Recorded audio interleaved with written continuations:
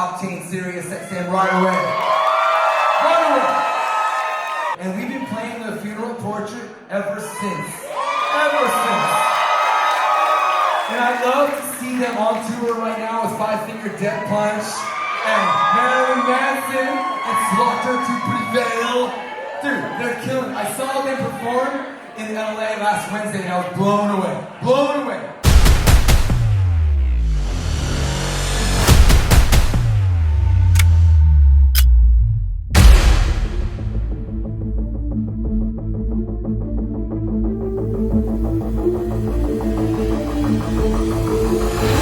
Hey guys, I'm your host, Michael Lombardi, and we're about to take you behind the noise. Go! When the needle speaks, taking you from me, I can hear the, feel you hit the wall. So when you're pushing past, underneath your stare, I can feel it all. You are my voodoo. Welcome to Suffocate. Welcome to Suffocate. Yeah. Welcome to Suffocate City. Outside, always looking in. This world, I just don't fit in. I'm an alien, an alien. Where do I belong? Waiting for the end of days to come. Dancing on the graves of the lucky one. Oh, my head is a prison. No one ever visits. It's just you and me till the end.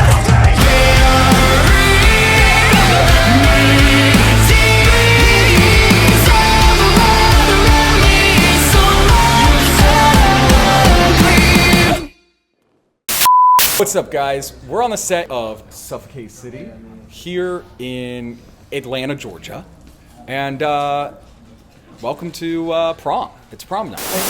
Keep those hands together for your entertainment tonight, the funeral portrait.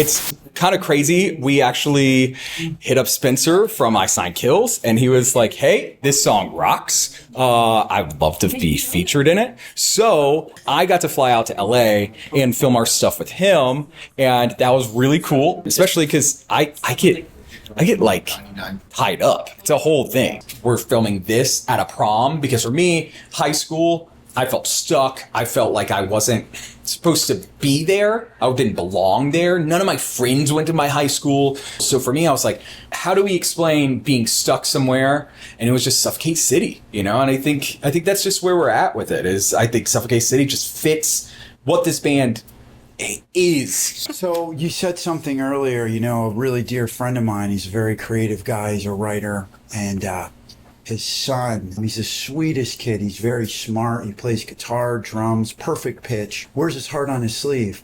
But because of that, they found out that he's getting, and he told his parents everything was cool, but he's getting brutally picked on in school.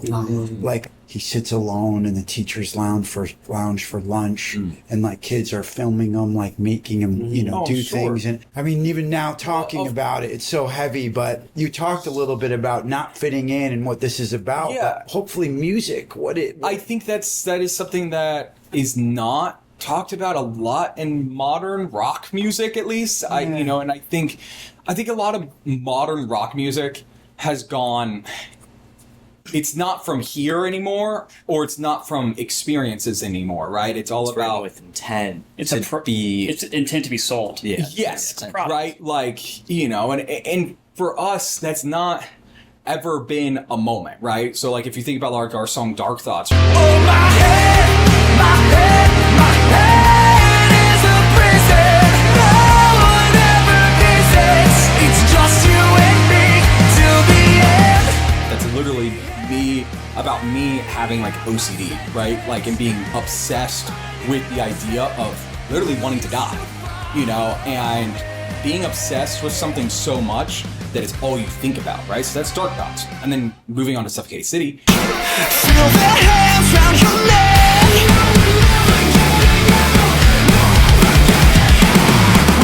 I grew up, I'm a big dude. I'll always be a big dude, right? So I still get made fun of to this day. But in high school, man, it was the worst it could ever be. And there were so many days that I didn't want to go or I didn't go because I knew that one kid was gonna be there, make fun of me. I'm very lucky where social media was like MySpace, right? But like, I didn't get made fun of online as much, right? And that was like a community that I was building, right? Is online, and I was like, oh, there's this other world out there, right? Of people like-minded, of us, and like who we are, that's like needs a place to fit in, and that's to us what we call Suffocate City. We worked on this song for, it's been since 2020. We did it through Zoom with our other producers and stuff, and then brought in these guys as we could because of COVID. We couldn't just go to the studio, and we were like, this is what is now. This needs to be now. And I'm very glad that we waited, and I'm also glad it's not the first song on the label, you know? I'm glad that we did Voodoo Doll. I'm glad that we did Dark Thoughts. Yeah, to kind of build up to it. And I'm very happy that we've been able to build as a band. Because, look at us today. We do a casting call and 50, 60 people just randomly show up to just be in a music video and learn a bunch of choreography. Yeah, they're learning how to dance and stuff, you know? And then there's like people that flew in from like Maine. We drove 6 hours to be here for this music video. We're super hyped for it. Yes. Driving to Pittsburgh in May to go see them there, and then driving back home to Greenville, South Carolina to see them again the week after. So yeah, the loyalty is there a big time for us. I think we wanted, when we started working on the record, we didn't really record or write the record to be a concept, but we wanted a lore that still surrounded what the songs mean or how they feel.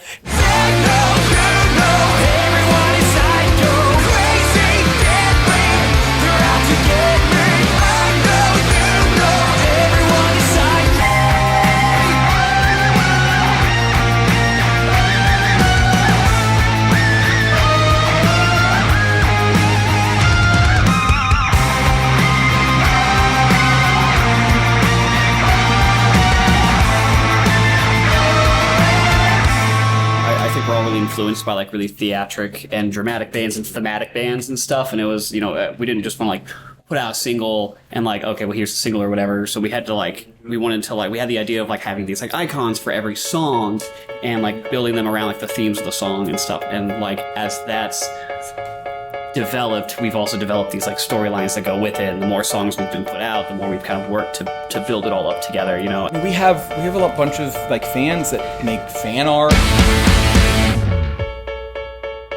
Have tattoos,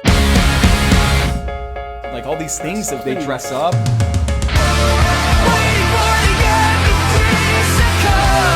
That's the part of the thing is really rewarding, is like seeing the fans like react to it, because like I said, it's not like a concept record, but they've like gripped onto these icons, and kids do like makeup looks for them, and they make like do so much cosplays. The cosplays too. Like they've started showing up to some of our shows, or what we call devotion ceremonies, and dressing up like them. Can you tell us a little bit about the Coffin Crew? Like a bunch of chaotic little gremlins in a group, and really love them all. So Their fan base is so loyal.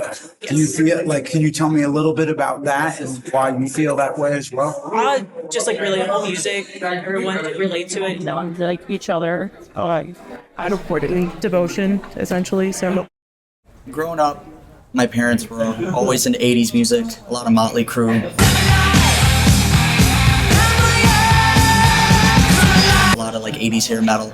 And I feel like while we're not hair metal or Motley Crue by any stretch, it's I think there's like similar attributes between both bands, where like, the theatrics and just like the larger than life ideas. I was a big A7X guy. He literally has a Vince Sevenfold tattoo.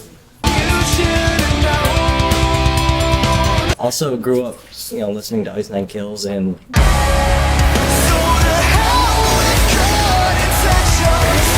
where I'm from in Rochester, New York, that was one of their best markets to come to. So even my old local bands, they chose with Ice Nine Kills, it's cool to see like how they've exploded from the level that we were always with them.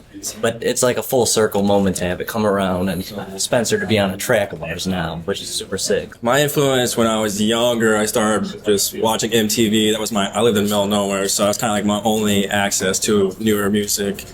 Like My Kim was big on there, Under Oath.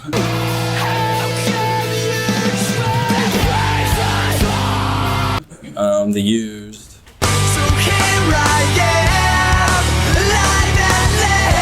My Chemical Romance.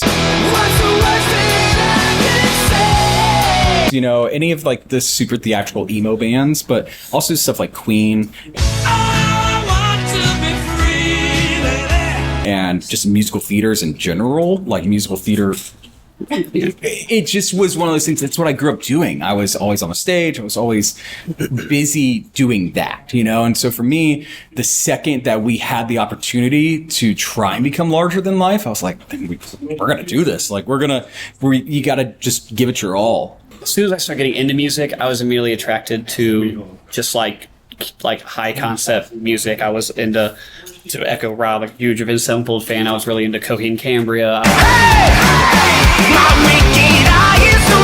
I was really into Al Santa at one point. I was really into like Pierce Veil, like all these bands that always had these like huge like ideas for their record, where it wasn't just like here's a bunch of songs we wrote. It's like here's this like artistic statement about whatever they're doing. That was always really appealing to me, and I never wanted to just like put out a record that was just like, oh, here's some songs. We are truly ourselves. We are just who this band is, and I think we find people that truly believe the same thing in that, and that's, I think, what it is Cody's him, Rob's him, you know, Homer's him, I'm me, and Caleb is him, and we truly are playing us. It's not some fake thing that we get to go up on stage and just go, oh, this is who we are, and then we go rock star. Yeah, play rock star for the day, because that's not us. So, and I think that's what the Coffin Crew and everybody enjoys, is because they can be them with us as well. And now you're never getting out, never getting out of here. They say just settle down, you're never getting out of this place. Welcome to Suffocate City. You think you've had enough, but boy, just trust the heavens when they pull the plug. You're never getting out of this place. Hey guys, this is a wrap on the making of Suffocate City with the funeral portrait. Hope you guys enjoyed it. Make sure you check out the video, and we will see you next time on Behind the Noise.